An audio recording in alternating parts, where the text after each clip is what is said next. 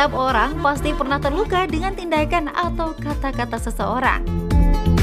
Kritikan rekan kerja yang menyinggung perasaan, pasangan yang berbohong, atau teman baik kita yang justru menikam kita dari belakang. Ada banyak hal yang bisa menimbulkan sakit atau luka di hati.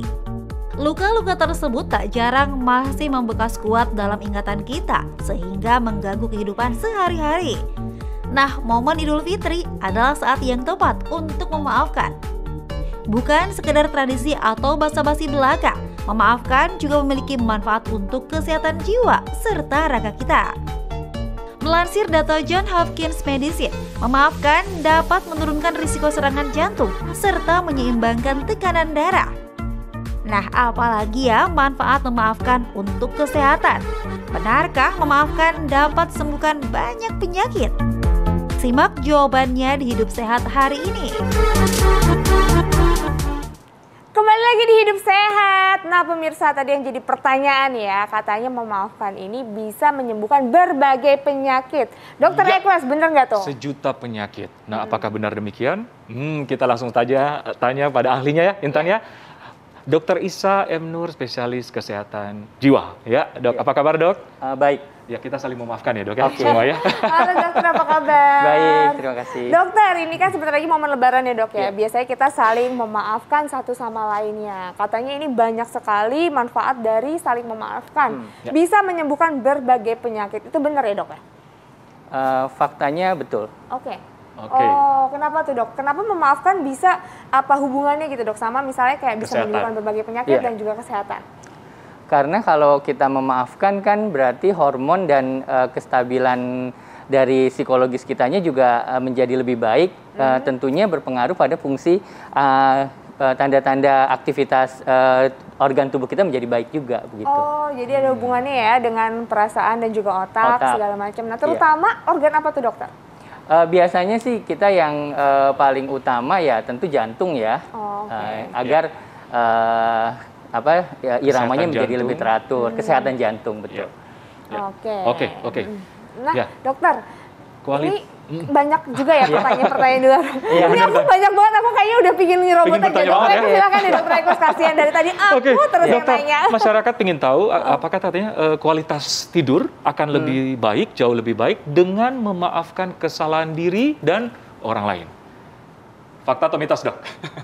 Fakta. Fakta. Betul. Fakta. Oke. Iya. Oh, kenapa tuh dok bisa kualitas tidurnya jadi lebih baik? Ya karena kalau kita memaafkan kan kita jadinya pikirannya positif ya. Jadinya pikiran positif itu membuat kita nggak berpikir overthinking. Yang mungkin ada kita kesel sama orang, kita nggak masukin di dalam otak kita, di dalam alam bawah sadar kitanya menjadi lebih nyaman dan manifestasi ke tidurnya juga lebih kualitasnya lebih baik. Oke, nah Menarik tapi banget. dokter ya, kalau misalnya kita kayak kesel, Iya. terus marah, itu bisa mengundang penyakit dokter? Penyakit Iya. apa aja tuh dok? Jelas sekali ya kalau yang terkait dengan fungsi utamanya ya ke irama jantung kita ya. Jadi Kesehatan jantung, kesehatan jantung kita jadi terganggu begitu. Iya, menarik banget dokter tadi yang overthinking. Iya. Ya kan kadang-kadang kita terlalu overthinking ya. Iya banget dokter, betul. Apalagi aku Iya. tuh orangnya gitu. Itu gimana Dok berpengaruh di kesehatan jiwa? Iya. Ini masyarakat ingin tahu. Oke. Ya kalau kita memakai otak ya, kan kita berpikir ya. Kalau kita terlalu overthinking, yang ada di pikiran kita kan hanya sesuatu yang monoton itu aja yang mungkin bikin kesel kita gitu. Nah, itunya yang harus kita delete gitu. Istilahnya kalau ada kontainer ya, itunya kita bersihin kontainernya untuk supaya kesejahteraan psikologis kita menjadi lebih kuat gitu, menjadi strong. Karena kuncinya adalah bahagia. Oh, kuncinya bahagia dokter. Selalu bahagia. Dokter Eka selalu ceria terus bahagia terus, kayaknya nggak ada penyakit ya, jarang ya ada penyakit. Sama dong kita ya, Tan, ya. Nah dokter Oke, Tan. ini, dokter ini kan katanya kalau misalnya kita marah gitu, ada ya orang misalnya lagi marah, lagi kesel, lagi sedih, lagi ada pikiran lah pokoknya, itu perut bisa kayak perih. Itu Perut hubungannya gimana? jadi Iya, bagaimana? perih. Jadi kayak perih, kayak mules. Oke. Itu hubungannya seperti apa dokter? Iya, kalau kita marah kan secara physically asam lambung kita jadi naik ya. Jadinya menimbulkan kita jadi ada keluhan seperti nyeri di ulu hati begitu ya. Nah, ini yang biasanya datang dari orang yang dia marah, kemudian dia jadinya ya itu tadi terlalu mendendam gitu ya.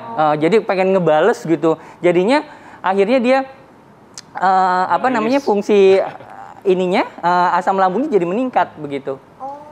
Ternyata ada hubungannya Dokter Ekles ya. Jadi yang perlu dinotiskan memang kesehatan jiwa related dengan kesehatan fisik. Setuju ya dok ya? Betul sekali. Ya, seperti tadi kesehatan jiwa berpengaruh di meningkatkan asam lambung. Asam lambung. Oke.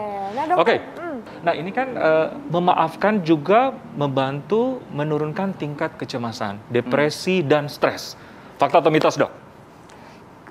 Fakta lah. Betul. Fakta, Karena dokter. sudah ada penelitiannya ya. Oh gimana tuh? Jadi dari studi terakhir ya, bahwa dengan memaafkan ternyata skor depresi, cemas, sama stresnya jadi menurun.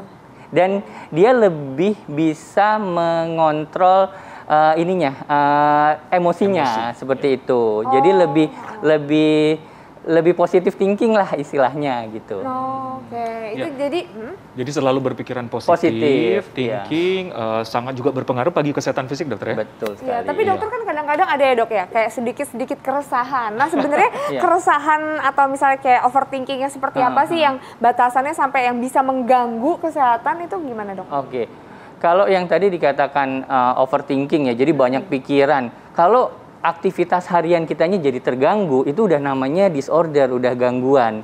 Jadi mungkin terganggunya buat kita juga, tapi orang lain juga sudah merasa bahwa kayaknya kamu ada masalah deh. Kayaknya kamu perlu relax gitu. Nah, itu biasanya udah ada komplain dari teman-teman sekerja atau mungkin di keluarga terdekat. Seperti itu. Nah, Dokter Ekles, tapi kan ini kan masa pandemi ya dok ya. Ada banyak sekali orang yang harus kehilangan pekerjaan, yang akhirnya sampai saat ini menganggur, tidak ada pekerjaan, tidak ada tambahan pemasukan, atau down menurun. Nah, ada juga kan berarti misalnya Lebaran nih, nggak semua orang bisa benar-benar bahagia karena kondisinya mungkin kekurangan Dokter Ekles ya, betul ya? Nah, ini gimana nih dokter? Kalau seandainya memang kondisinya seperti itu, apakah juga bisa mengganggu kesehatan? Tapi jangan dijawab dulu dokter. Nanti kita temukan jawabannya sesaat lagi. Tetap di Hidup Sehat.